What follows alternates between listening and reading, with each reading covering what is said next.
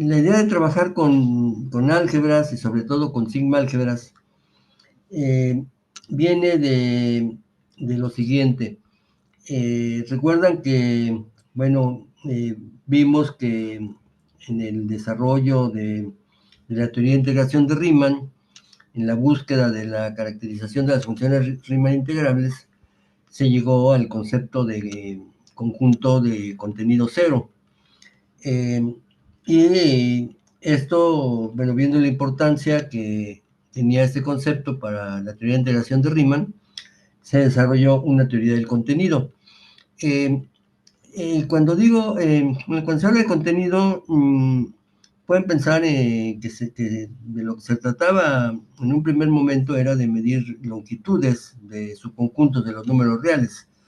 Es decir, se sabe cómo medir la longitud de un intervalo, y de lo que se trataba era de ver de qué manera se podía medir la longitud de un conjunto cualquiera de números reales o en el plano. Bueno, en general en Rn. Bueno, resulta que el concepto de contenido era limitado, al igual que era limitada la integral de Riemann-Stieltjes, perdón, la integral de Riemann. Entonces, pero tenía una característica, la teoría del contenido. Si uno ve la familia de conjuntos para los cuales se puede definir su contenido, se puede ver que tiene una estructura que ahora se le llama de álgebra. Por eso ahora, bueno, se habla de álgebras. En realidad es una cosa bastante sencilla. Y bueno, antes de pasar ya propiamente a la definición, más adelante cuando se da la definición de medida cero, cuando se introduce el concepto de medida cero por Borel, y más adelante Lebesgue desarrolla su teoría de integración y de paso la teoría de la medida, resulta que la familia de los conjuntos a los cuales se les puede asignar una medida de Lebesgue también tiene una estructura, y esa estructura es la de una sigma álgebra. Por eso es que las medidas van a estar definidas sobre sigma álgebras. Podemos hablar de una medida sobre un álgebra, pero bueno, va a ser algo más limitado. En realidad se le llama medida. Cuando se habla de una medida, se está hablando de una medida sobre una sigma álgebra. Y bueno, por eso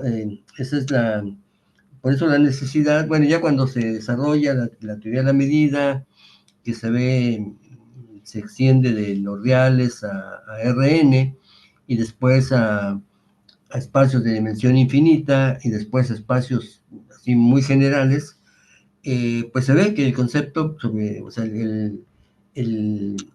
sobre lo que se tiene que definir la medida es sobre una familia de conjuntos que formen una sigma álgebra. Entonces, bueno, por eso la necesidad de manejar bien este concepto de sigma álgebra, o sea, sobre todo el de sigma álgebra, aunque también el de álgebra, porque vamos a ver más adelante que para definir una medida en general se parte primero de una definición de algo que ya es cercano a la medida, pero que está definida sobre un álgebra. Y después esa medida sobre el álgebra se extiende a la sigma álgebra, a una sigma álgebra, que va a ser más grande que el álgebra. Entonces, los dos conceptos son importantes, tanto el de álgebra como el de sigma álgebra. Van a escuchar otros conceptos, como el de anillo. Bueno, en inglés se le llama sigma field. En francés se le llama tribu a las sigmas álgebras. Pero bueno, en español el término que se utiliza es sigma álgebra. Voy a dar aquí una definición general porque vamos a estar utilizando no solo, más adelante vamos a definir otras familias de conjuntos que tienen otra estructura. Entonces conviene tener en mente la terminología que vamos a estar utilizando. Entonces, si tenemos un conjunto, Bueno, una cosa importante, una álgebra, una sigma álgebra y en general con lo que vamos a estar trabajando es con conjuntos cuyos elementos son conjuntos. Yo le llamo familia, pero solamente para no ser redundante y decir el conjunto de los conjuntos formados por tal. Pero es así, o sea, son conjuntos cuyos elementos son conjuntos. Entonces, si tenemos un conjunto cualquiera, y G, una familia de subconjuntos de ese conjunto, o sea, siempre va a haber un conjunto universal, ¿no? El más grande de todos. Y vamos a estar de ahí definiendo familias de subconjuntos de ese conjunto grande. Entonces, si tenemos un conjunto F y una familia de subconjuntos de F, vamos a decir, vamos a usar esa terminología, vamos a decir que G es cerrada bajo complementos. Bueno, lo que se entiende, si para cualquier elemento de la familia, su complemento también pertenece a la familia. ¿Sí? Entonces, por ejemplo, la familia de los intervalos, solamente intervalos, en los reales, no es cerrada bajo complementos, porque el complemento de un intervalo no necesariamente es un intervalo, pudiera ser la unión de dos intervalos. Entonces, la familia de los intervalos, por ejemplo, no es cerrada bajo complementos. ¿Sí? Entonces, pero vamos a decir que la familia es cerrada bajo complementos y siempre que un elemento esté en la familia, su complemento también está. Vamos a decir que la familia es cerrada bajo diferencias propias si cuando tenemos dos elementos de la familia, tales que uno está contenido en el otro, la diferencia del más grande menos el más chico también pertenece a la familia. Esto es algo más un poquito más general que lo del complemento. En particular, si B fuera el total, pues aquí estaríamos hablando del complemento, pero aquí sería una cosa un poco más general. Entonces vamos a decir que es cerrado bajo diferencias propias, si esto que dije, ¿no? Si tenemos dos conjuntos de la familia, tales que uno está contenido en el otro, entonces la diferencia entre el más grande y el más chico también debe estar en la familia para poder decir que es cerrada bajo diferencias propias. Vamos a decir que es cerrada bajo uniones finitas, pues también como su nombre lo indica, si para cualquier colección finita de elementos de la familia, la unión de esos elementos también pertenece a la familia.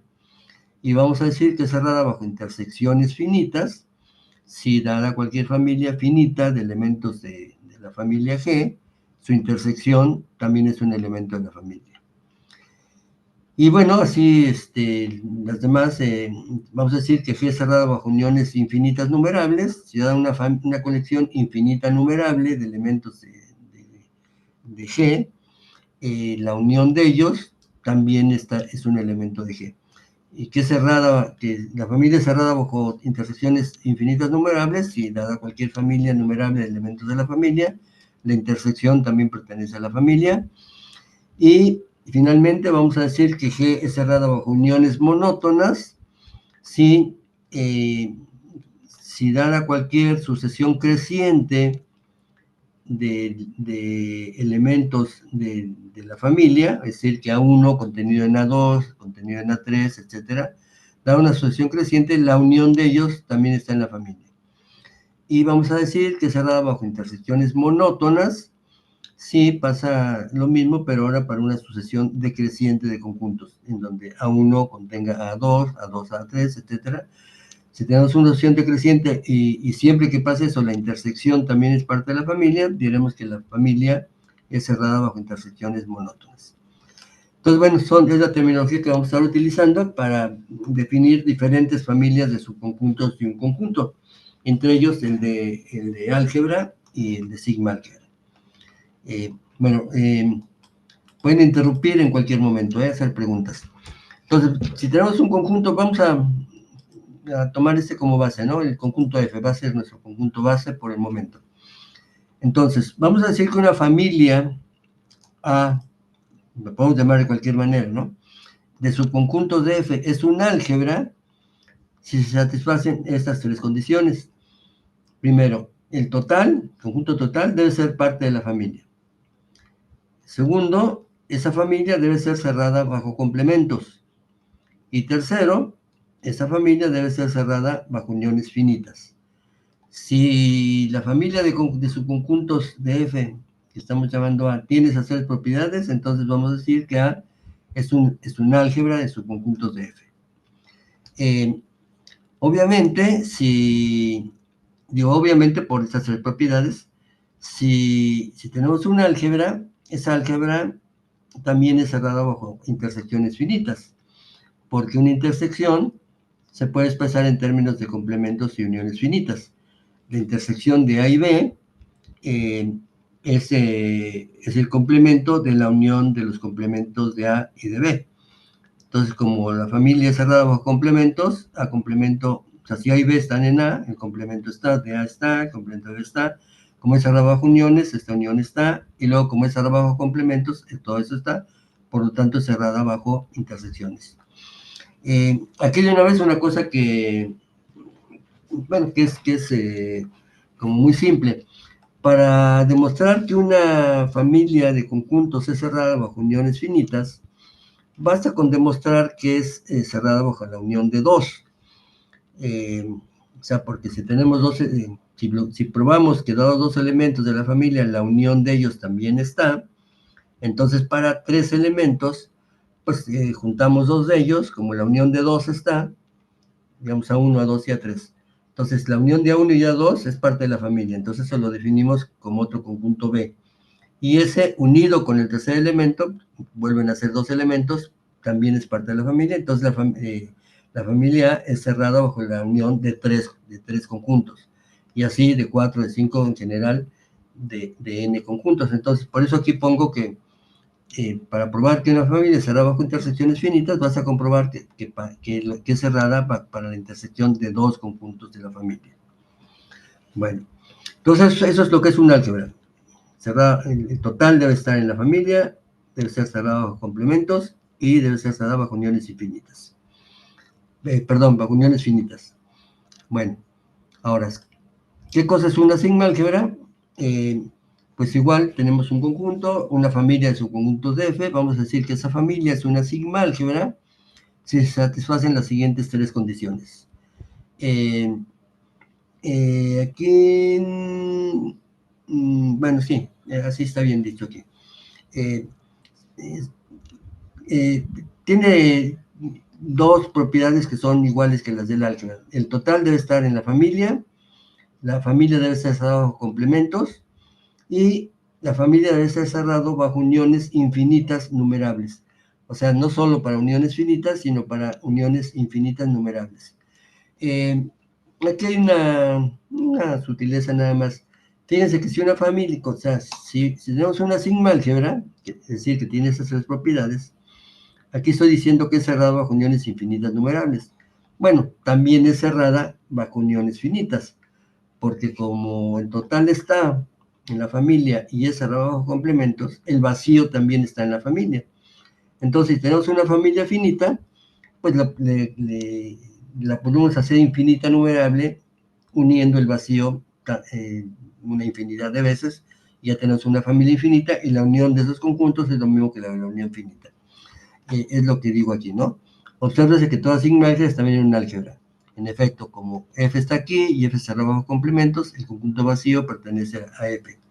Entonces tenemos n elementos de F, definiendo a J igual al vacío para cualquier J mayor que n, la unión de los n elementos de la familia es lo mismo que la unión de la infinidad de ellos, agregándole estos, y como la familia es cerrada bajo uniones infinitas numerables, esto está en la familia, en la sigma álgebra, y por lo tanto la sigma álgebra también es cerrada bajo uniones finitas. Es decir, toda sigma álgebra es un álgebra, ¿sí? Al revés, no necesariamente. O sea, un álgebra no necesariamente es una sigma álgebra. Toda sigma álgebra es también un álgebra. Bueno, entonces ahí ya tenemos dos conceptos con los que vamos a trabajar constantemente. Bueno, al igual que con un álgebra que es cerrada bajo uniones infinitas numerables, un álgebra también es cerrada bajo intersecciones infinitas numerables, por la misma razón que dije antes. Si tenemos una sucesión de elementos de la sigma álgebra, la intersección de esos elementos es el complemento de la unión de los complementos. Entonces, como la intersección se puede expresar en términos de uniones y complementos, entonces también es cerrada bajo intersecciones infinitas numerables. Y bueno, aquí esto que les decía, que aquí lo enfatizo, es importante enfatizar que un álgebra o una sigma álgebra es un conjunto cuyos elementos son conjuntos. ¿Sí? Esto porque a veces se confunde uno y piensa uno que confunda uno lo que es el contenido del conjunto con el conjunto. Entonces, un álgebra y una sigma álgebra son conjuntos cuyos elementos son conjuntos. De manera general, son subconjuntos de un conjunto, de un cierto conjunto F, que sería el más grande de todos. Bueno, y bueno, aquí esto que está aquí escrito es lo que les decía hace un rato, de por qué la necesidad de hablar de álgebras y sigmas álgebras tiene que ver con esto de la teoría del contenido y la teoría de la medida del Lebesgue. Bueno, ahora, esto también, pues todo eso que está aquí es importante, es bastante simple, pero vamos a estar trabajando con esto así, tiene que ser como el ABC, o sea, lo tenemos que dominar así perfectamente. Si tenemos un conjunto cualquiera y una familia de subconjuntos de ese conjunto, hasta ahora no, esa familia no necesariamente forma ni álgebra, o sea, puede ser una familia sin estructura. Entonces, llamaremos álgebra generada por esta familia a la más pequeña familia de subconjuntos de F que sea un álgebra y que contenga todos los elementos de la familia. ¿Sí? Entonces, si tenemos una familia de subconjuntos de un conjunto, con eso podemos generar un álgebra. Y bueno, por definición, el álgebra generada por esa familia de conjuntos es la más pequeña, si quieren, es la más pequeña álgebra que contiene a los elementos de esa familia. Vamos a ver unos ejemplos de esto. Tomemos como F, como total, al conjunto de los números naturales. Y definamos A, el conjunto formado por el 1, el 2, el 3 y el 4. ¿Sí? Ese es A. A es este conjunto. Y B, el conjunto formado por 3, 4, 5 y 6. Bueno, fíjense que la familia de conjuntos, si solamente nos quedamos con A y B, esos no forman un álgebra. De hecho, el total, por ejemplo, no está.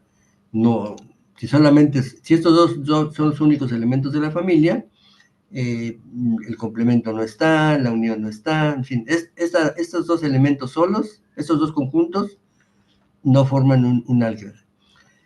Pero sí podemos generar un álgebra con estos dos, y el álgebra generada por estos dos, por definición, es la más pequeña sigma álgebra, perdón, la más pequeña álgebra que contenga a A y a B. Bueno, pues entonces, ¿qué es lo que tenemos que hacer? Pues partiendo de A y de B, pues tenemos que ir agregando conjuntos de tal manera que la familia que se forme sea cerrada bajo complementos, que contenga el total y que sea cerrada bajo uniones finitas.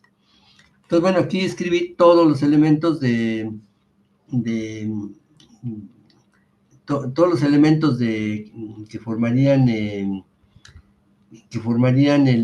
álgebra. Fíjense, toda álgebra contiene al vacío, ¿no? Entonces, el vacío forma parte del álgebra. Toda álgebra contiene al total, entonces el total es parte del álgebra. Y luego, pues, A y B tienen que ser parte del álgebra. Este conjunto 1, 2, 3, 4 tiene que ser parte del álgebra, y B, 3, 4, 5, 6, aquí está, debe ser parte del álgebra. Ahora, ¿por qué digo que el conjunto formado por el 1 y el 2 debe ser parte del álgebra?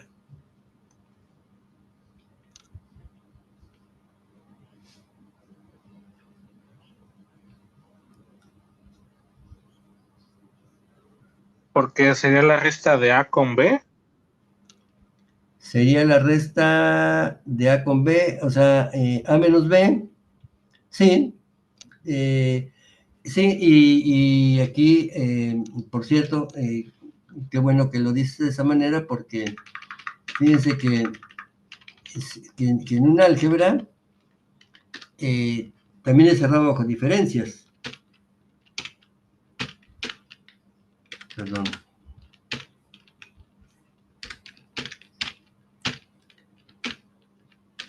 Quería escribir mayúsculas.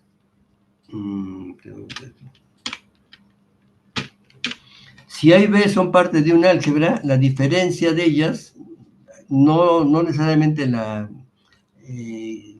si uno está contenido en otro propiamente, la diferencia de estos dos también es parte del álgebra, porque esto se puede escribir como A intersectado con el complemento de B. La diferencia es esto, es la intersección de A con el complemento de B. Y como el álgebra es cerrado bajo complementos y bajo intersecciones, pues es cerrado bajo diferencias. Entonces sí, ese puede ser, aquí ya tenemos una propiedad más de un álgebra, ¿no? O sea, también es cerrada bajo diferencias. Bueno, entonces acá decían, si restamos los elementos que están en A y que no están en B, sí, sería el conjunto 1, 2, entonces 1, 2 tiene que ser parte de la familia. Lo mismo, 3, 4, ¿por qué? Porque es la intersección de A y de B, ¿sí? La intersección de A y B es 3, 4. 5, 6, ¿por qué? Podríamos decir aquí lo mismo, ¿no? Que acabas de decir, sería la diferencia de B menos A, ¿sí? Es el 5, 6. Y bueno, así, después tenemos que considerar las uniones de estos o intersecciones, y bueno, de esa manera generamos un álgebra agregándole conjuntos, hasta tener ya un álgebra y ver que efectivamente lo que obtenemos es cerrada bajo bueno, tiene las propiedades del álgebra, ¿sí? No sé, aquí podemos ver, por ejemplo, aquí puedo escribir, por ejemplo, el conjunto formado por el 7, 8, 9, 10, etcétera. O sea, los números naturales del 7, el conjunto formado por los números naturales del 7 en adelante. Ese está en el álgebra. ¿De acuerdo? El complemento de la unión. ¿Cómo? El complemento de la unión sería, ¿no? Sería el complemento de la unión, exactamente. La unión de estos dos es el conjunto del 1 al 6, entonces el complemento pues es del 7 en adelante. Y bueno, así pues, a ver, no siempre vamos a estar haciendo esto es muy fácil porque son dos conjuntos y es muy fácil poder escribir cuáles son los elementos del álgebra generada por esos dos conjuntos. Pero la idea es que siempre existe un álgebra que está, que es la más pequeña sigma álgebra, la más pequeña álgebra que contiene a una familia de conjuntos. Hay por lo menos un álgebra que contiene a cualquier familia de conjuntos, que sería el conjunto potencia del conjunto con el que estemos trabajando. O sea, la familia formada por todos los subconjuntos del conjunto forma un álgebra y forma una sigma álgebra también. ¿Sí? Bueno, aquí les voy a dar un método para en el caso finito, de cómo encontrar los elementos de que forman un álgebra, o sea, generada por una familia finita de conjuntos. Voy a comenzar con dos. Supongamos que tenemos dos subconjuntos distintos de los números naturales, de tal manera que su intersección es vacía y su unión no es el total. Si su unión es el total, quiere decir que uno es el complemento del otro y es muy simple. La álgebra generada por A y B sería, bueno, además la intersección es vacía, entonces no puede ser, bueno, si la intersección fuera vacía y la unión fuera el total, pues uno sería el complemento del otro, y entonces el álgebra generada por dos conjuntos que son complementarios estaría formada por el vacío, esos dos conjuntos y el total de esos cuatro. Pero bueno, un método para determinar todos los elementos que forman el álgebra generada, en este caso por A y de B, consiste en encontrar conjuntos ajenos, de tal manera que tanto A, B como el total se puedan expresar como unión de algunos de ellos. ¿Cómo se hace eso? De la siguiente manera. Se consideran las intersecciones de A o de A complemento con B o con B complemento. Entonces vamos a tener en este caso 4 intersecciones. A intersectado con B, A intersectado con B complemento, A complemento intersectado con B y A complemento intersectado con B complemento. Fíjense que son como los elementos simples. Si ustedes hacen un diagrama de Venn, dibujan el conjunto A y el conjunto B, van a ver que como se intersectan, va a haber 3 conjuntos, ¿no? Va a estar A menos la intersección de A y B, va a estar A menos la intersección de A y B, lo voy a escribir aquí, a ver. Va a estar A menos la intersección de dirección de A y B. Sí, esa va a ser una parte. Si se imaginan aquí el diagrama de Venn, aquí está A, por aquí está B, entonces un pedazo es A menos la intersección de B, A menos la intersección de A y B. Otro pedazo va a ser B menos la intersección. Otro pedazo va a ser la intersección. Y otro pedazo va a ser todo lo que está fuera de la unión, es decir, el complemento de la unión. Bueno, esos están aquí. Son estos 4 elementos. Miren, aquí está la intersección. Aquí está A intersectado con B complemento, ¿sí? Que sería A menos B, o sea, todos los elementos que están en A y que no están en B. De hecho, aquí podría haber escrito A menos B, ¿no? Aquí están todos los que están en A, todos los que están en B y que no están en A, y este que está acá abajo, el de 4, es el complemento de la unión. Entonces, lo que estamos haciendo es como tomar como los átomos, podríamos decir, es decir, las partes más simples, tomando intersecciones, y entonces ahora todas las uniones de estos 4 elementos es lo que forman el álgebra.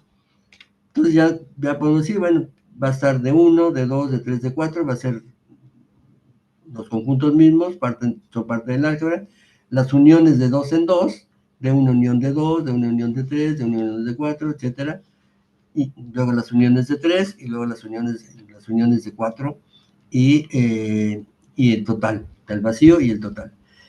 Puede ser que que aquí en este conjunto que estoy escribiendo aquí, puede ser que algunos se repitan, pero bueno, lo que haríamos sería, bueno, escribirlos, y si algunos se repiten, bueno, pues los quitamos, y ya tenemos el álgebra generada por esos conjuntos. Y esto se puede generalizar al caso de 3 o más conjuntos. Se toman, dentro de un rato les veo el ejemplo concreto. Pero bueno, ¿sí está claro para el caso de 2 cómo se puede encontrar el álgebra generada por estos 2 conjuntos?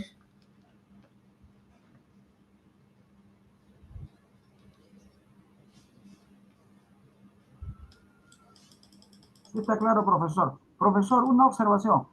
Sí. ¿Es fundamental que el conjunto grande sea los naturales?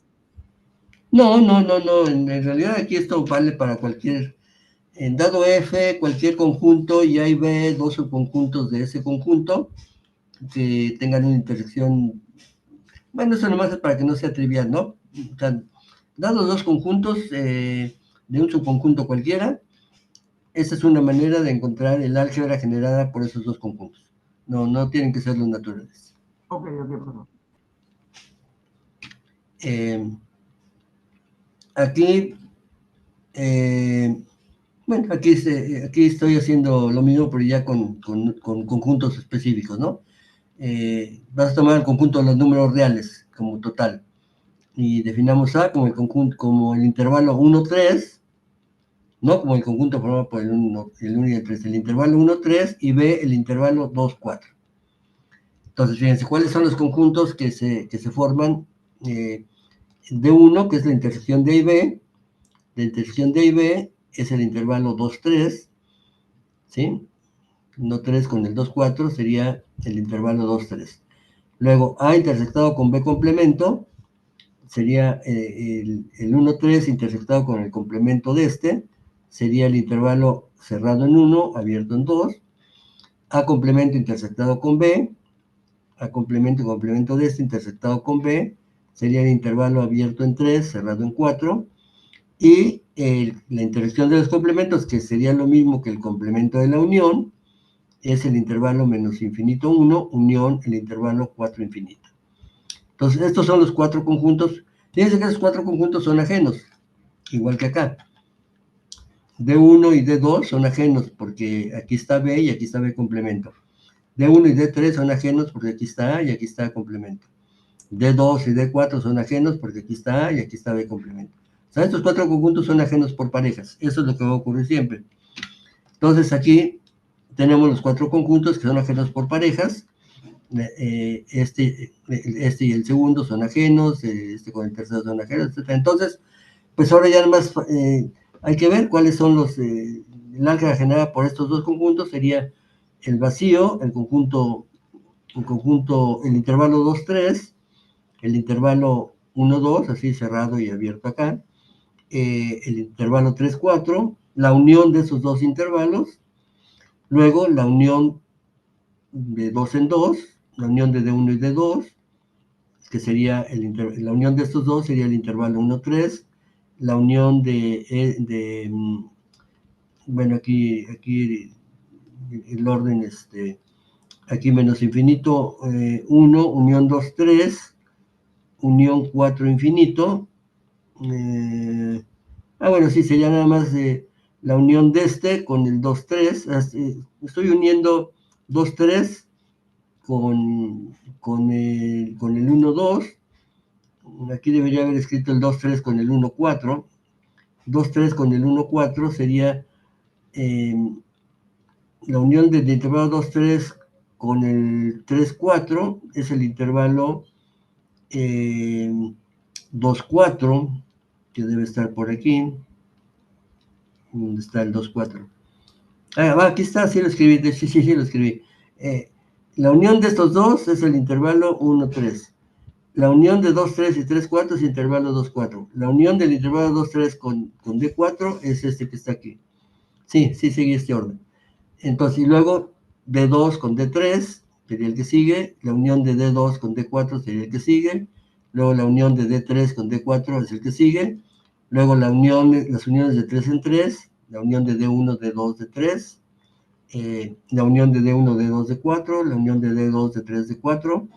Y ¿cuál le faltaría? D1, D2, D3, D1, D3, D4,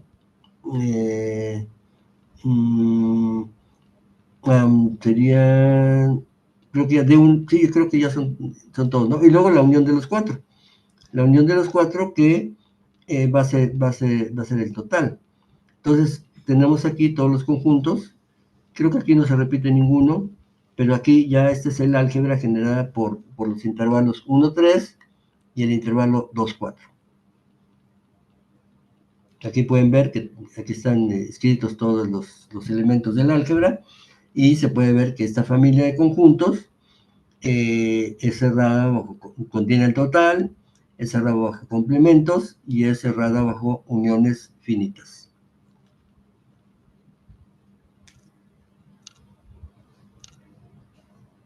¿Sí? ¿Alguna pregunta?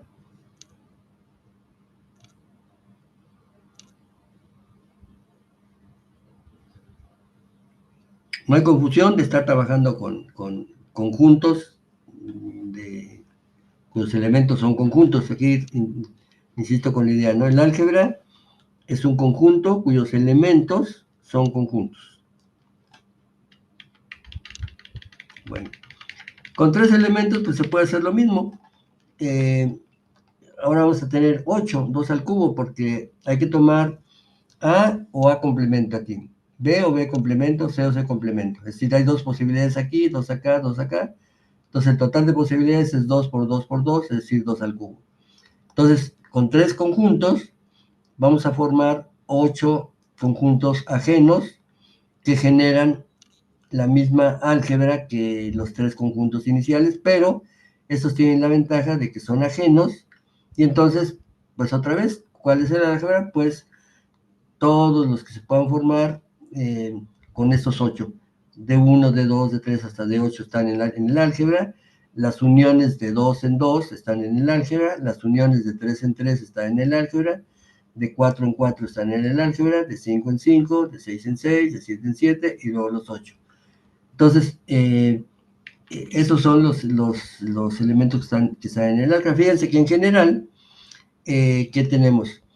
Tenemos primero el vacío, ¿sí? O sea, sería ¿cuántos?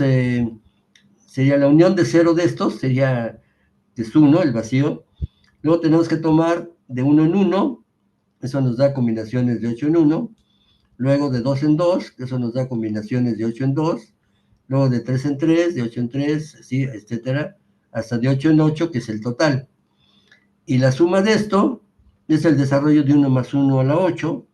Entonces, en total, el total de conjuntos que se pueden formar con estos 8 podría ser 2 a la 8. Podría ser que alguno se repita, pero en general va a ser 2 a la 8, es decir, se van a formar el álgebra generada por estos tres conjuntos, va a estar formada por 256 subconjuntos del conjunto F. ¿Sí? Y en general, si tenemos n conjuntos, n subconjuntos de un conjunto F, y queremos determinar cuántos elementos tiene el álgebra generada por esa familia de n conjuntos, pues eso va a ser 2 a la n. No, perdón, eso va a ser con dos elementos, con 3 elementos tenemos 2 al cubo. No, no va a ser más, ¿no? Con 3 elementos tenemos 2 al cubo de estos. Con n conjuntos vamos a tener 2 a la n de estos. Y esos 2 a la n sería como sería este 8. En este 8 es el 2 al cubo. Entonces va a ser 2 a la, sería así, ¿no? Sería el total de conjuntos. Si tenemos n, va a haber 2 a la potencia 2 a la n. O sea, si tenemos el álgebra generada por n conjuntos, asumiendo que todos se intersectan, ¿no? Porque si, por ejemplo, si hay unos que no se intersectan, tal vez alguno de estos podría ser el vacío, tal vez la intersección de los tres sea vacía, entonces puede ser que algunos de estos sean el vacío, pero si todas las intersecciones estas son no vacías, y con n conjuntos vamos a tener el total de elementos del álgebra va a ser 2 a la potencia 2 a la n, que ya, si se fijan, va creciendo bastante, ¿no? O sea, con 3 elementos ya tenemos 2 a la 8 elementos del álgebra. Con 4 elementos, en cuyo caso aquí tendríamos 2 a la 16 elementos aquí, 16 intersecciones, y luego ahí tenemos que considerar las uniones de 1 en 1, de 2 en 2, etcétera. Vamos a tener 2 a las 16 elementos del álgebra, si es que todas esas intersecciones son no vacías. Y ya 2 a la 16 ya sería 256 por 256, lo que de eso. Digo, nada más esto le estoy mostrando cómo a medida que ya con pocos conjuntos, los elementos que componen el álgebra, pues se va haciendo cada vez más y más grande. ¿De acuerdo? Aquí está lo que les decía. Si tenemos en general un conjunto F y n conjuntos, n subconjuntos de ese conjunto, esa nada más es una anotación, ¿no? Lo que estoy diciendo aquí es que tomo cualquier T va a ser el conjunto del 1 al 2 al n, es decir, los índices de los conjuntos. Entonces, voy a tomar, al tomar las intersecciones de los conjuntos con sus complementos, pues unos van a ser los conjuntos y otros van a ser sus complementos. Entonces, me fijo en cada subconjunto finito de T, digamos que es este, y 1, y 2, y K, y 1, y 2, hasta IK, y su complemento, pues van a ser los n menos k restantes elementos. Entonces vamos a intersectar para las U's, AI1 con AI2, así hasta IK, y luego los otros van a ser los complementos. Si esto lo hacemos para todos los subconjuntos de T, obtenemos todas estas interacciones que están acá, que van a ser en total 2 a la n. O sea, el total de interacciones aquí, el total de conjuntos BU, para un subconjunto de T, va a ser 2 a la n, porque en cada lugar hay dos posibilidades. Aquí pueden ser un elemento, su complemento, un elemento, su complemento, etc. Entonces van a ser 2 a la n. Y luego, entonces la familia formada por el conjunto vacío y las uniones de uno o más elementos de aquí, esto va a ser el álgebra de subconjuntos de F, que sería lo que describí hace un rato, el total de conjuntos, si todos se intersectan, si todas estas intersecciones son no vacías, sería 2 a la potencia 2 a la n. Y bueno, aquí hice este dibujito nada más para ver lo que se hace, lo que estoy haciendo con esto, es tomar todos estos pedacitos, este pedacito que está aquí, este pedacito que está acá, este pedacito que está acá, o sea, descomponer todo, o sea, definir las intersecciones que haya, de manera que cada conjunto, por ejemplo este, va a ser la unión de este con este, con este, con este, con este, con este y con este. Y así, cada conjunto va a ser la unión de todos estos pedacitos más pequeños que se definen de esta manera. Sí, es importante conocer esto porque, bueno, de esa manera ya tenemos un método para encontrar los elementos que forman una álgebra generada por n conjuntos.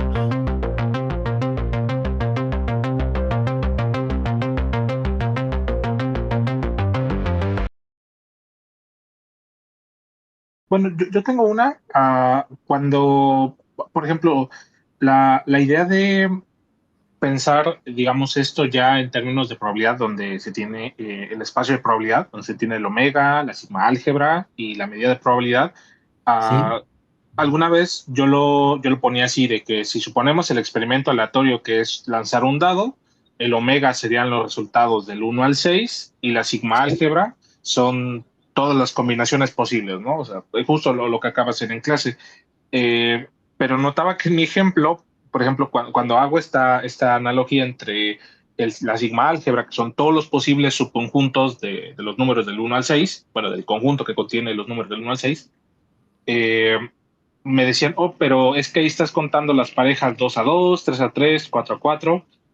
Entonces, si se supone que nada más era un dado, ¿por qué en tu sigma álgebra tienes estos casos donde, mira, es que puede haber los resultados 2 y 3 y nada más las has un dado? Entonces, la pregunta, igual, esto se puede responder después, era que la estructura teórica me queda un poco más clara. Es justo para que no se nos escapa algún conjunto y no podamos asignar alguna medida.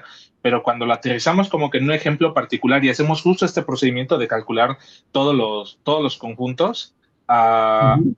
nunca supe como que explicar justo esto de que cuando es un dado, pero calculo la sigma álgebra, ahí está el resultado 2 3. Entonces, cómo se podría explicar esa parte sin como sin que encontrar en contradicción con el experimento como tal, que era lanzar solo una vez el dado y a pesar de que la sigma álgebra que tú la construyes, te salen resultados 2 3 4 5.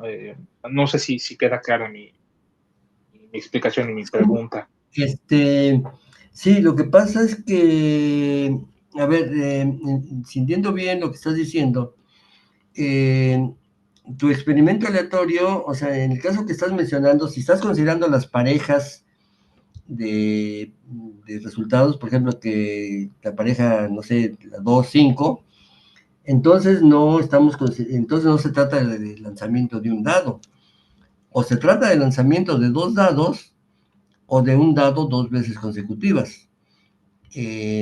Porque si no, no se puede hablar de que un posible resultado sería la pareja 2-3, aunque creo que ya te entendí, no, creo que ya te entendí. Tú te refieres, por ejemplo, sí, ya, a ver, creo que ya te entendí. Dices, mi espacio muestral son los números del 1 al 6 porque son los únicos posibles resultados. ¿Sí? Entonces, ese es el omega, ¿no? Ese es el omega. Y entonces tú dices, bueno, a ver, mi función de probabilidad o mi medida de probabilidad sobre qué va a estar definida. Bueno, va a estar definida sobre, bueno, aquí como es un conjunto finito, va a estar definida sobre un álgebra de subconjuntos de omega. ¿Qué subconjuntos de omega? En este caso va a ser el conjunto potencia de omega. O sea, el conjunto formado por el 1, o el conjunto tomando de 2 en 2 o de 3 en 3. Entonces, creo que por ahí es la duda que surge ahí que te han preguntado. No sé, por ejemplo, yo puedo considerar un subconjunto de omega sería, por ejemplo, el conjunto 2, 2, 5, 6. Entonces ahí sí, o sea, alguien te podría preguntar, pero ¿cómo 2, 5, 6 si solo se está lanzando un dado? No se puede obtener 3 números, ¿no? Entonces, ¿por qué consideramos el 2, 5, 6? Bueno, pues lo que pasa es que lo que está diciendo esto es que, a ver, en este caso, el álgebra de subconjuntos de omega va a estar formada por 2 a la 6 elementos. O sea, porque el número de subconjuntos que tiene un conjunto de n elementos es 2 a la n. Entonces vamos a tener 2 a la 6, subconjuntos de omega.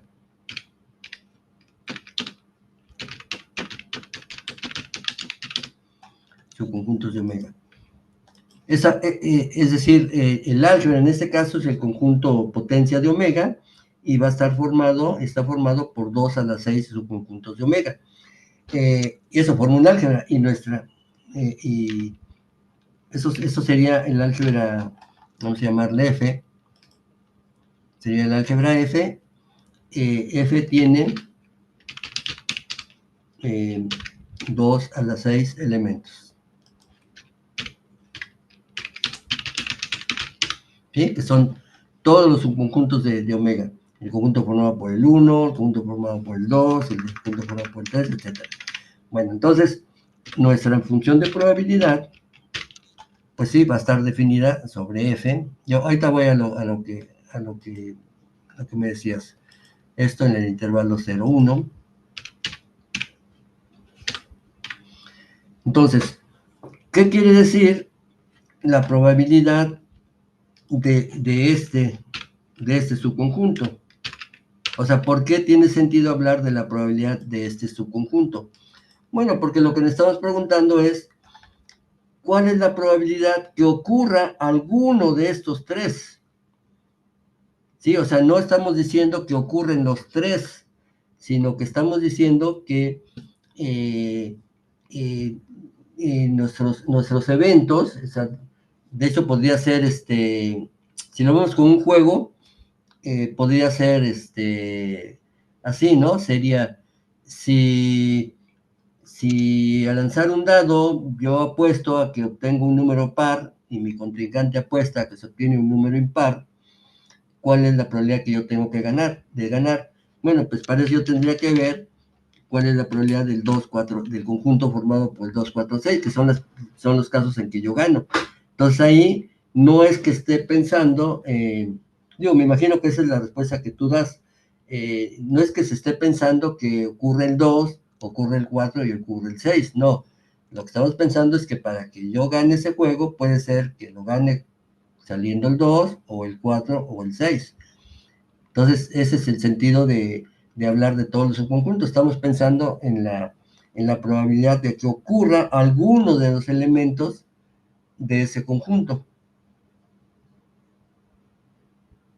¿Sí? Sí, ya me quedó mucho más claro. Ya, sí, creo que confundía las notaciones luego cuando eran, por ejemplo, 2, 3 dados, y no, en este caso efectivamente es la ocurrencia de alguno de los eventos sencillos, que es una de las caras. Sí.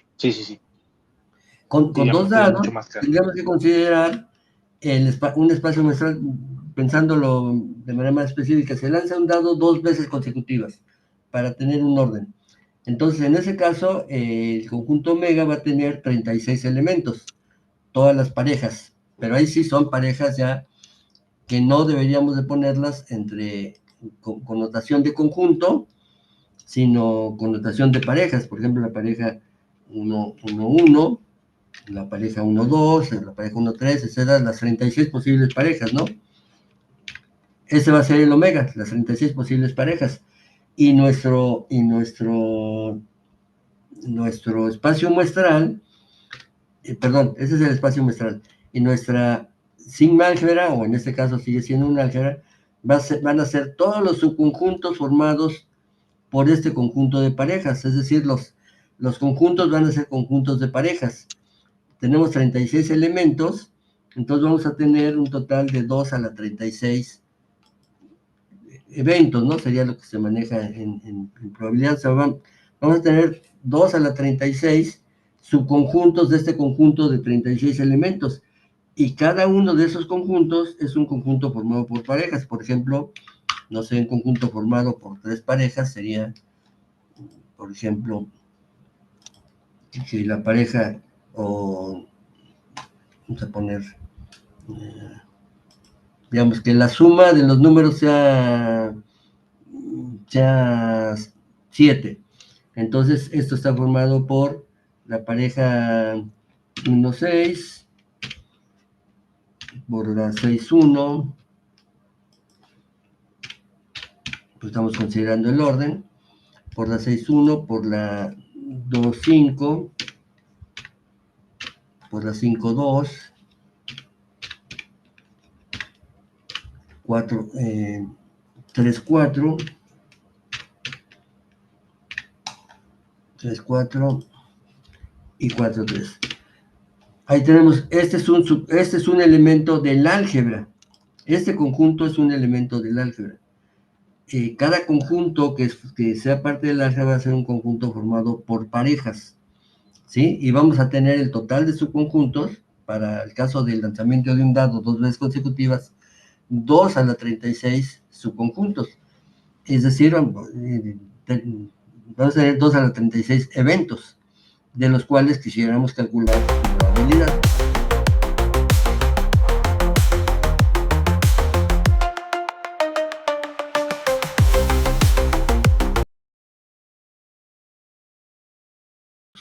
Voy a pasar al caso de las sigmas álgebras. En el caso de las sigmas álgebras, la formulación que se hace es esta que está aquí. También se podría hacer para álgebras, porque la intersección de álgebras sigue siendo un álgebra, y esa es la más pequeña sigma álgebra que contiene a una familia de conjuntos. Pero bueno, eso se hace, es más común hacerlo con sigma álgebras porque es lo que se utiliza en medida. Bueno, si se tiene un conjunto F y una familia arbitraria de sigma álgebras, es decir, teniendo un conjunto F, hay muchas sigmas álgebras que se pueden formar de sigma álgebras de subconjuntos de ese conjunto F. No sé, imagínense el conjunto de los números reales. Entonces se pueden formar muchísimas sigma álgebras. Entonces, si tenemos una familia de sigma álgebras, es decir, familias de subconjuntos de F que forme cada una de ellas un álgebra, se define la intersección de esas sigma álgebras como la familia de conjuntos que pertenecen a todas las sigma álgebras. ¿Sí? La familia puede ser finita, infinita numerable, infinita no numerable, no importa. La intersección de las sigmas álgebras es la familia de los conjuntos que pertenecen a todas las sigma álgebras. Un ejemplo muy sencillo sería, a ver, tomemos los reales como F y tomemos, no sé, el álgebra formada por, para dar un ejemplo no trivial, por ejemplo, para tener un ejemplo no trivial, bueno, no sé, vamos a tomar intervalos, por ejemplo, el intervalo 1, 2, perdón, el 1, 2, el no sé, 5, 6, y otro que sea el 4, 5, por ejemplo. Tenemos esta familia de conjuntos, por ejemplo. Esta familia de conjuntos no forma un álgebra, ¿no? Aquí son intervalos, ¿eh? O sea, no son parejas, sino son intervalos. El intervalo 1, 2, el intervalo 5, 6 y el intervalo 4, 5. Esta familia de 3 intervalos no forma una sigma álgebra de subconjuntos de R, pero con esta podemos generar una sigma álgebra, que sería la más pequeña sigma álgebra que contenga a estos tres intervalos. Y eso se denota así, se denota como sigma de esto. Sería la sigma álgebra generada por estos. Esa es una posible sigma álgebra de subconjuntos de R. No importa cuántos elementos tenga, los que tenga. Otra diferente, pues podría ser la sigma álgebra, pues cambiando estos intervalos. Estos intervalos, no sé, ahora tomemos el... No tienen que ser abiertos, pero digamos, vamos a tomar los abiertos. Digamos que aquí tenemos el 2, 7, no sé, el 1, 5.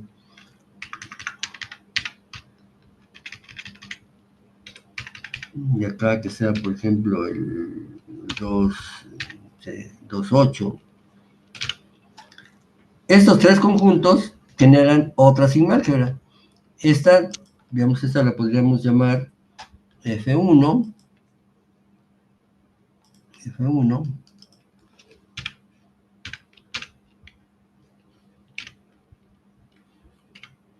Y esa la podríamos llamar F2.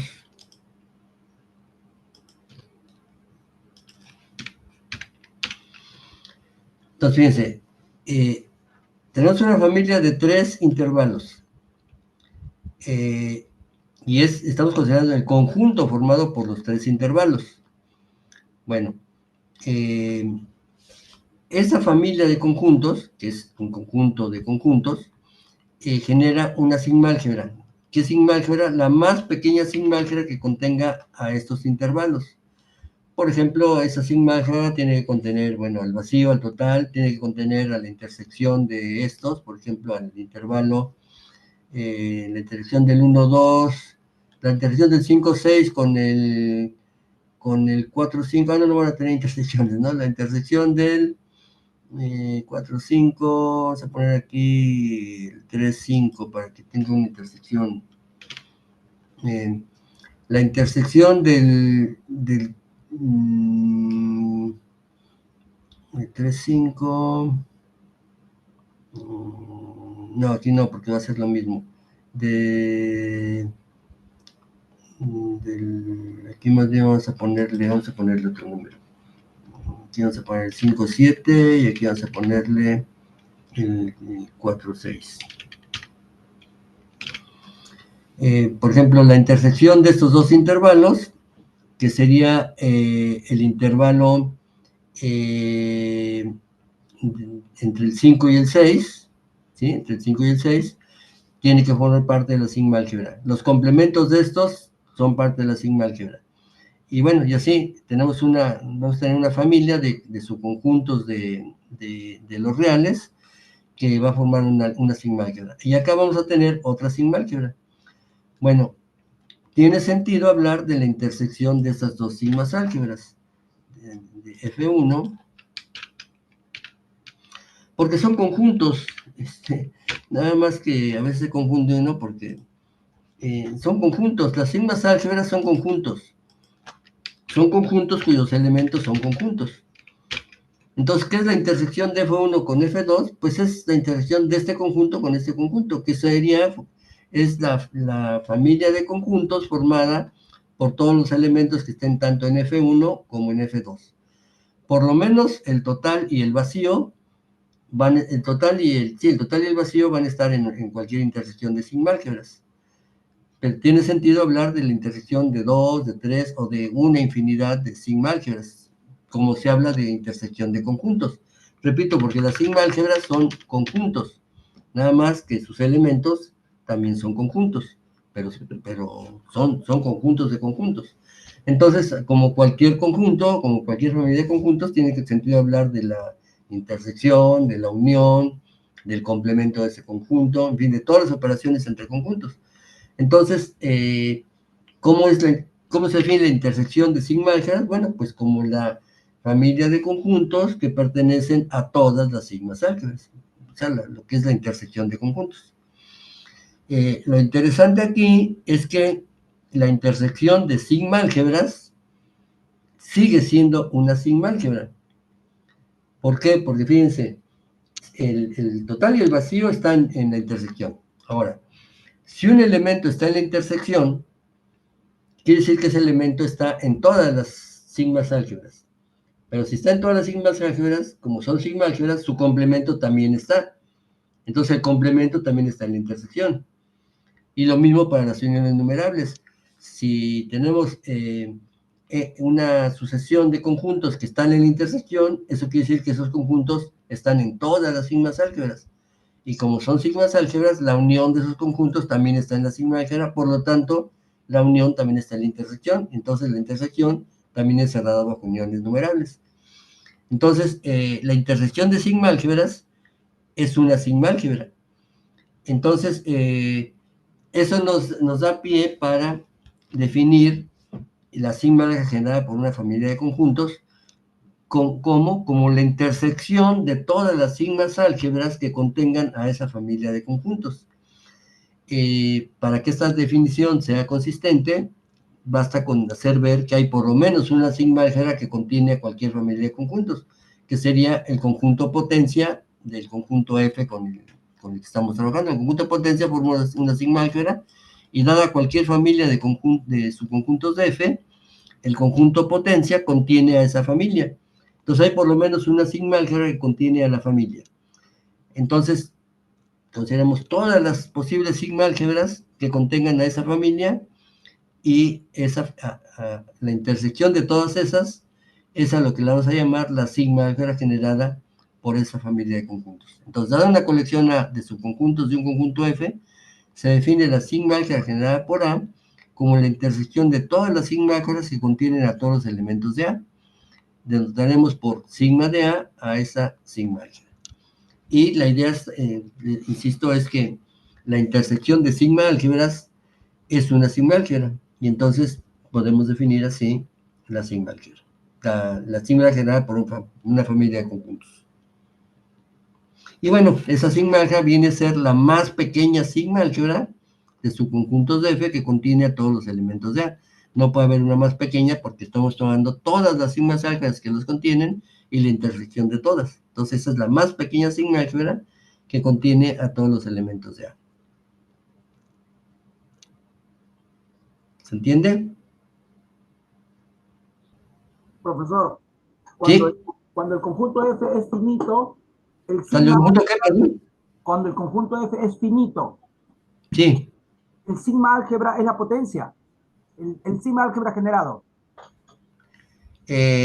Bueno, cuando tenemos un conjunto finito también podemos definir distintas, bueno, ahí estaríamos hablando de álgebras.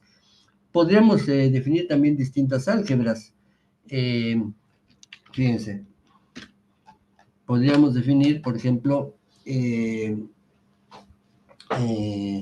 no sé, un conjunto, vamos a poner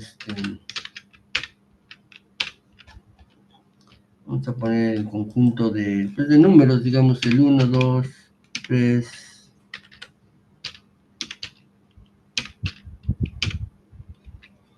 El conjunto formado por los números del 1 al 5.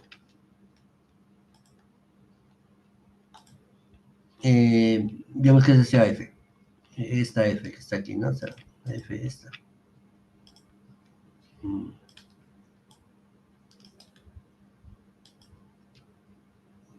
Esta F. Bueno, también hay varias álgebras de subconjuntos de F. Por ejemplo, pues no sé, tomemos un par de ellos. Por ejemplo, estos dos, el 2 y el 3.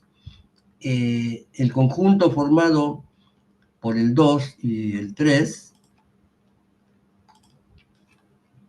Aquí fíjense en la notación, porque insisto, las sigmas álgebras son conjuntos de conjuntos. Entonces, voy a considerar el conjunto formado por el 2 y el 3. Este es un conjunto, sus elementos son conjuntos. Bueno, esta familia de conjuntos genera una sigma álgebra, bueno, en este caso un álgebra. ¿Cuáles son los elementos de esa álgebra? Los elementos del álgebra, bueno, para empezar son el total y el vacío. El vacío tiene que estar en el álgebra, el vacío, y luego al final ponemos el total que va a ser el F. Pero, o sea, ¿cuál es la más pequeña álgebra que contiene al conjunto formado por el 2 y al conjunto formado por el 3?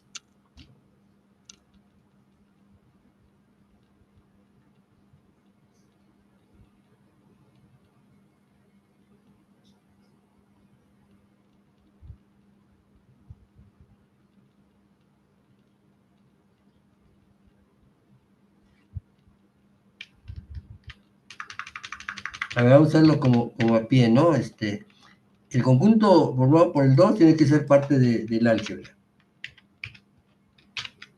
Lo mismo el conjunto formado por el 3. Pero aparte de eso, tienen que estar los complementos de estos en este conjunto. Entonces tiene que estar el conjunto formado por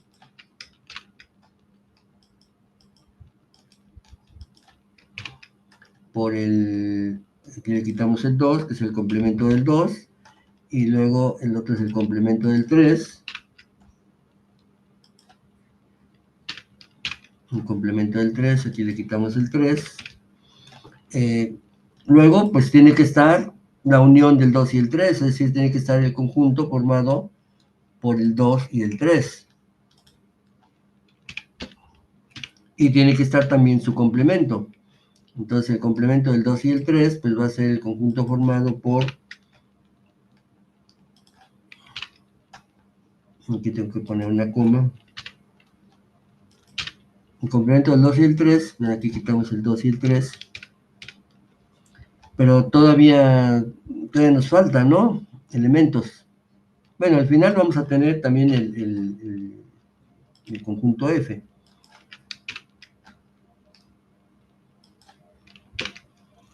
Pero todavía nos falta, ¿no? Porque ya están los complementos de estos, nos faltaría, no sé, la unión de estos dos, o la unión de estos dos, el total, ¿no? La intersección de estos dos ya está.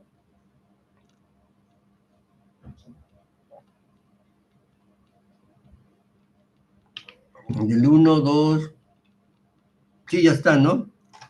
La intersección de estos dos, de este y este, es el 1, 4, 5 que está aquí. Luego la intersección de este con el 2, 3,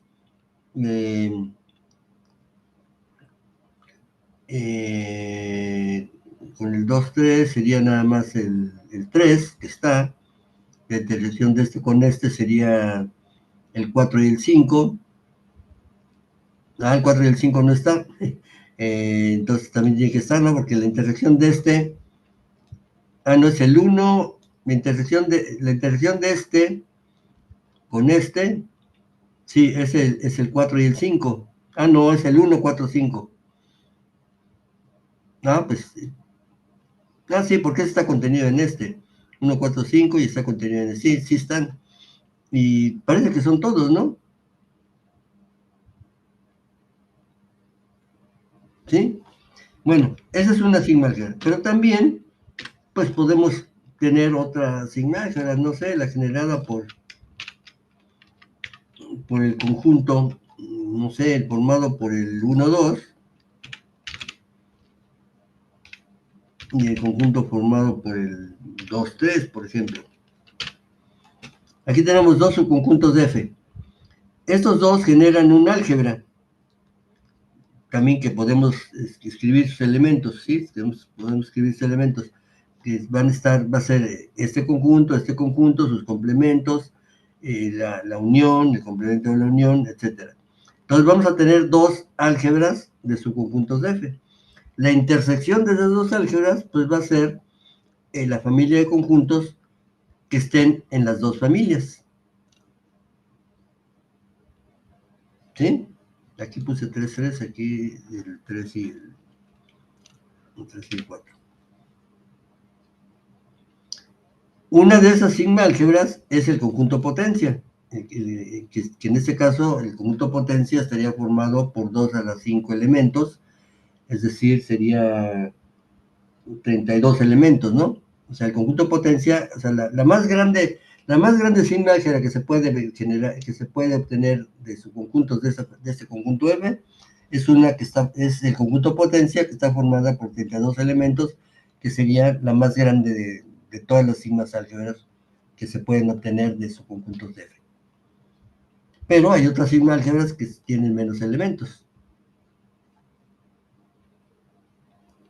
Ahora, estos son ejemplos así simples. En general vamos a estar trabajando con conjuntos infinitos y los elementos con los que vamos a trabajar pues van a ser conjuntos más complejos y entonces las sigmas álgebras que vamos a generar pues también van a ser bastante más complejas en general con una infinidad de elementos.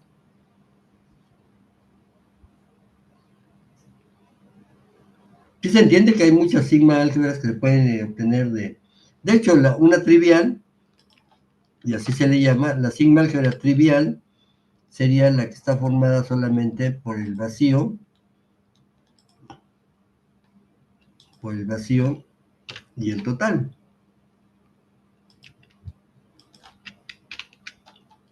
Esta familia de conjuntos forma una sigma álgebra. La familia formada por el vacío y el total forma una sigma álgebra. ¿Por qué? Pues porque es cerrado contiene el total.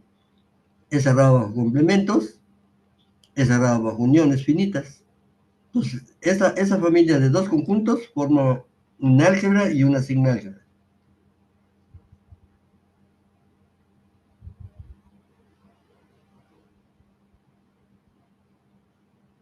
¿Sí? ¿Alguna pregunta? ¿O comentario? Entonces, Disculpe, doctor. Profesor, Sí.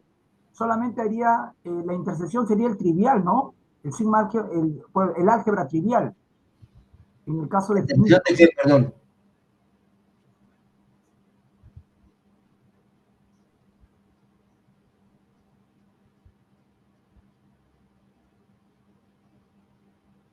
A ver, cuando ya se tiene una sigma álgebra, cuando una familia de conjuntos forma una sigma álgebra, pues la sigma álgebra generada por esa familia de conjuntos pues es la familia misma. O sea, si ya tenemos una álgebra, por ejemplo, a ver, que tuviéramos, además de estos, que tuviéramos un conjunto A y un conjunto B. Un conjunto B,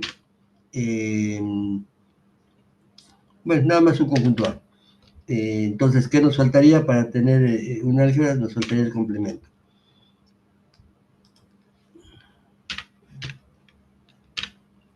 Esta familia también forma una sigma álgebra, pero, por ejemplo, esta familia formada por el conjunto 2 y el conjunto 3 no forma una sigma álgebra. Una manera de obtener la sigma álgebra generada por esta familia sería así, escribir sus elementos, pero la definición ¿cuál es? Tomemos todas las sigmas álgebras que contengan al 2 y al 3, todas las posibles que contengan al conjunto 2 y al conjunto 3. Todas las posibles. Intersectamos esas sigmas álgebras y esa es la sigma álgebra generada por el conjunto 2.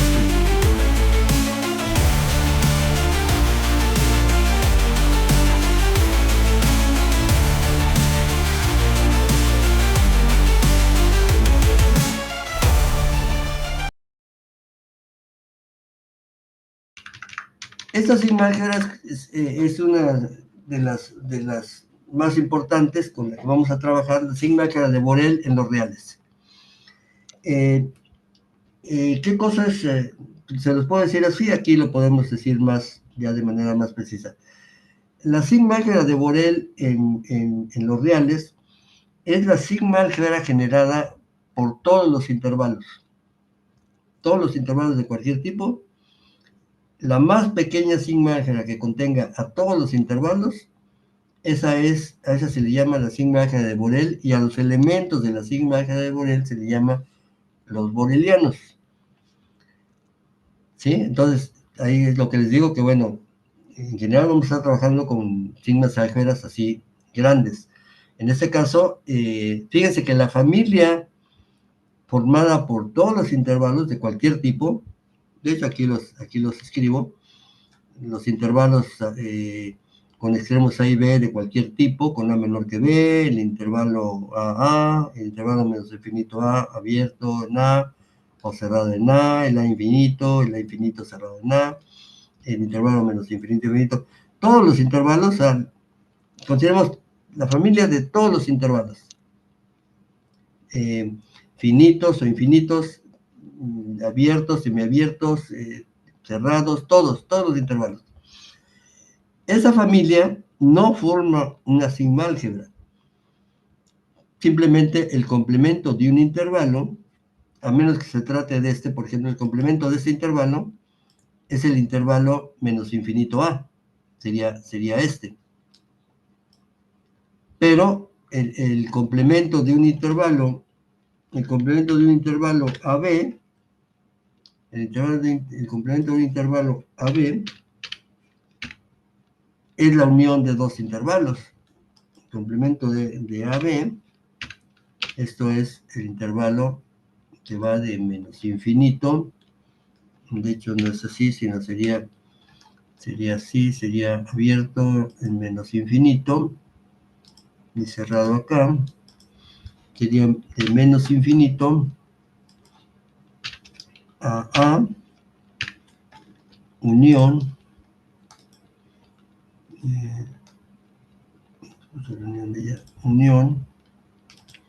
el intervalo cerrado aquí y abierto acá, unión el B infinito.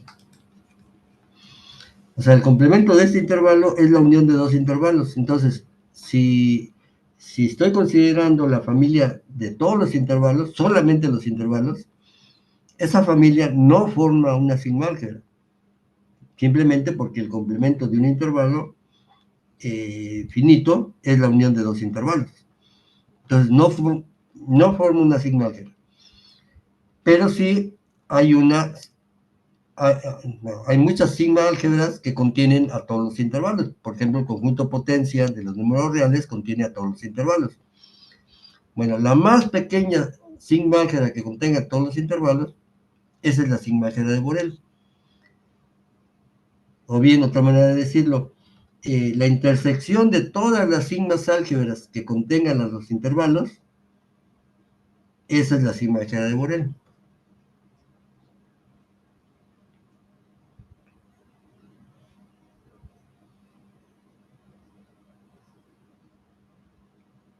¿Se entiende lo que son los borelianos?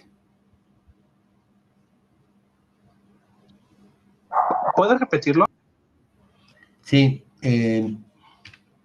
Consideremos, vamos a llamarle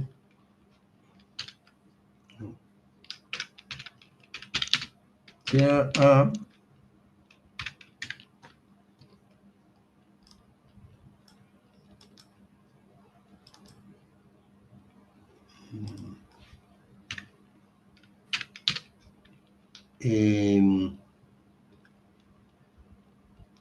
bueno, voy a poner familia, pero insisto, cuando digo familia es conjunto. La familia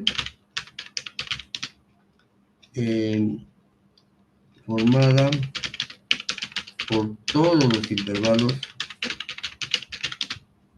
de números reales. Hay un montón, ¿no? Hay un montón de intervalos de números reales. Es un conjunto infinito. Entonces, consideremos esa familia. O sea, cualquier intervalo es parte de la familia, pero solo los intervalos son parte de la familia. lo aclaro, ¿no? Únicamente los intervalos son elementos de A.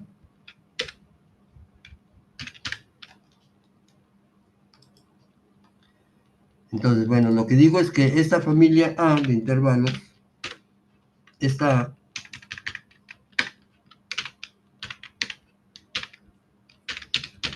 no es una sigma álgebra.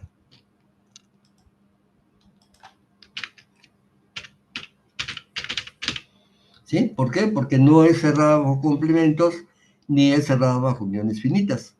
Porque los únicos elementos de A son los intervalos, no uniones de intervalos, los intervalos solamente.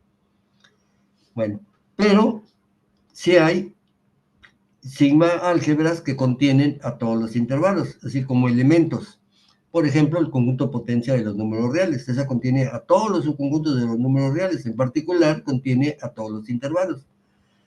Entonces, si consideramos la intersección de todas las sigma álgebras que contengan a los intervalos, esa es la sigma álgebra de Borel. ¿Cómo va a ser la sigma álgebra? Bueno, pues además de los intervalos, va a contener a las uniones finitas de intervalos, a las uniones numerables de intervalos, y a todo lo que se pueda generar a partir de los intervalos por medio de las operaciones de complemento, unión numerable e intersección numerable.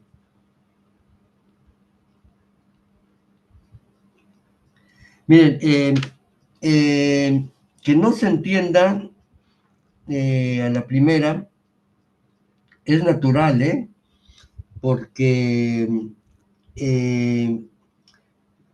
miren, les cuento un poco la historia de esto. Se le llaman los borelianos en honor a Émile Borel. Émile Borel, después de que definió el concepto de medida cero, y que vio su importancia para la teoría, para poder calcular medidas de longitudes de subconjuntos de R, de hecho desarrolló su teoría de la medida. Y él lo que hizo fue lo siguiente. Borel era un constructivista. Él no aceptaba algo que no pudiera uno decir cómo se construye, cómo se van definiendo los elementos. Entonces, él no definió a los borelianos como lo estamos definiendo nosotros ahora. Borel lo que dijo fue, bueno, a ver, yo sé cómo medir la longitud de un intervalo. Entonces voy a partir de ahí, de los intervalos. Ahora voy a fijarme, decía Borel, en todo lo que puedo generar a partir de los intervalos. Puedo unir dos intervalos, por ejemplo, ajenos, y puedo decir que la medida o la longitud de esa unión sea la suma de las medidas de los intervalos. Puedo unir una familia numerable de intervalos ajenos y decir que la medida de esa unión sea la suma de las medidas siempre y cuando, digamos, si estamos con conjuntos acotados, la serie de las longitudes converja. Y si no, bueno, se podría decir que la longitud es infinita. Entonces, Borel como lo imaginaba es saber qué cosa a partir de los intervalos, qué conjuntos puedo generar. Y él decía, su intuición le decía, que todos los conjuntos que pudiera generar a partir de los intervalos, mediante las operaciones de complemento, unión numerable e intersección numerable, a esos les podía asignar una longitud. Y entonces, pues su proceso es por etapas. Decía, bueno, a ver, primero los intervalos, ahora voy a tomar uniones de intervalos. Ahora voy a tomar, no tengo la manera en que Borel establecía el orden de primero qué consideraba si complementos o uniones o qué hacía, pero tenía una manera de ir definiendo los elementos que se pueden construir a partir de los intervalos. Y él decía, bueno, a todo lo que llegue, pues esa es la familia sobre las cuales voy a poder definir una medida. Y tuvo una, bueno, a ver, pero antes de eso, antes de lo que les iba a decir ahora, Entonces, ahora no se hace de esa manera porque fíjense, es muy complicado ver, si fíjense, con un número finito de conjuntos, es complicado ir viendo cuál es la sigma álgebra o el álgebra incluso que podemos generar a partir de esos conjuntos. Si con 5 ya tenemos un montón de conjuntos, ahora imagínense con una infinidad de intervalos, generando conjuntos, ir viendo cómo son esos conjuntos. Entonces, lo que se encontró, una mejor manera, pero que ya no es constructivista, es esta, decir, bueno, mejor definamos la sigma álgebra de Borel, lo que hizo Borel, definámoslo de otra manera. Como a lo que llega Borel es a una sigma álgebra, pues entonces lo que está haciendo Borel es encontrar la más pequeña sigma álgebra que contiene todos los intervalos. Y como la intersección de sigma álgebras es una sigma álgebra, pues entonces si intersectamos, pero si intersectamos quiere decir en la mente, ¿no? Porque no es que tengamos todas las sigmas álgebras que contienen los intervalos, sino que decimos las que sean, no importa. Si consideramos todas las sigmas álgebras que contienen los intervalos, ahí Borel ya diría, no, a ver, momento. ¿Cuáles son esas sigmas álgebras que contienen los intervalos? Si no me dicen cuáles son, yo no puedo aceptar ese razonamiento. Pero bueno, tiene sentido hablar de todas las sigmas álgebras que contienen los intervalos. ¿Cuáles son? No sabemos, o es muy difícil de decir cuáles son, pero son, o sea, hay un montón de sigma álgebras que contienen a los intervalos. La intersección de todas esas sigma álgebras, las que sean, ese es a lo que llega Borel con ese proceso constructivo, que es una sigma álgebra que es la más pequeña sigma álgebra que contiene los intervalos. Con eso quiere decir que efectivamente lo que se hace con la forma moderna en que se pone esto, es una abstracción mayor que la que hizo Borel. Para Borel era ir construyendo los conjuntos que se podían generar a partir de los intervalos y construyendo, diciendo, son estos. Y ahora no, ahora se dice, bueno, pues no importa cuáles sean las sigmas álgebras que contienen los intervalos, las intersectamos todas y esos son los booleanos.